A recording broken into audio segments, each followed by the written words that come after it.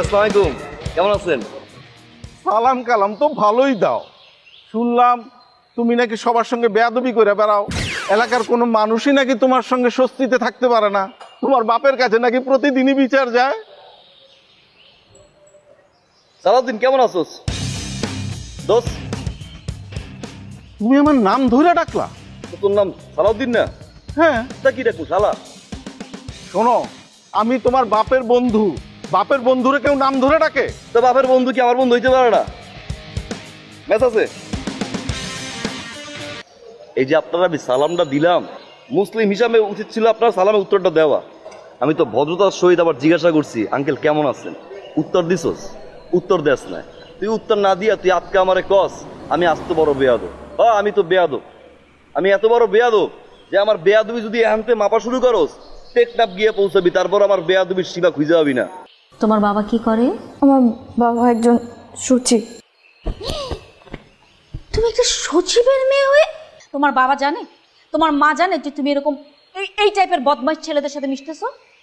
তুমি জানো ওর কয়টা গার্লফ্রেন্ড আছে? জানো? তুমি ছাড়া আমরা যখন এই বাসায় থাকি না আরো কতগুলি মেয়ে এসে ডেকে নিয়ে এসেছে, জানো কিছু?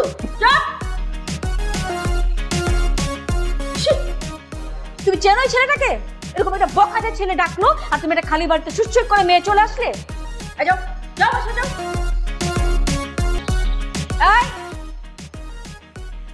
এদিকে থাক, সরি বলতে হবে না। আমি তোকে সরি বলবো? তোর কে বললো? তোকে কে বললাম তোকে সরি বলবো? হ্যাঁ, লজ্জা করো না?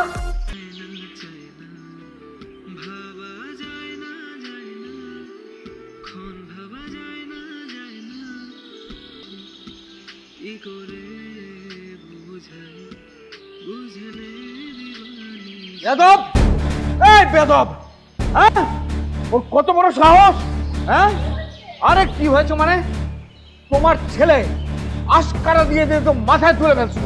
দোকান থেকে আমার নাম করে সিগারেট বাকি নাই সেটা ছেড়ে দিলাম, এখন আমার সামনে বসে আমার সিগারেটের প্যাকেট থেকে সিগারেটে আগুন ধরে আছে। মানে কি এটি? মানে কি? মানে আমি দেখছি কি? ধরো ওকে, ধরো। আরে আমি ঠান্ডা, ওকে ওকে বাসা থেকে এক্ষুনি বের করে দাও তুমি। আচ্ছা আঙ্কেল। ওয়ালাইকুম আসসালাম। আঙ্কেল, আঙ্কেল আপনি বেঁচে আছেন? বেঁচে আছি মানে?